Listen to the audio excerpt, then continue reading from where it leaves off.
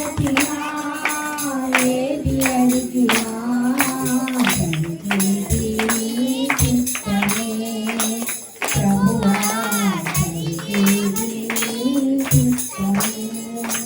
నీ తోడు లేక నీ ప్రేమ లేక ఇలలోనే ప్రాణి నిలువలేను. నీ తోడు లేక నీ ప్రేమ లేక ఇలలోనే ప్రాణి నిలువలేను. పడవిపోలే నీ ప్రేమ పొందగా పడవిపో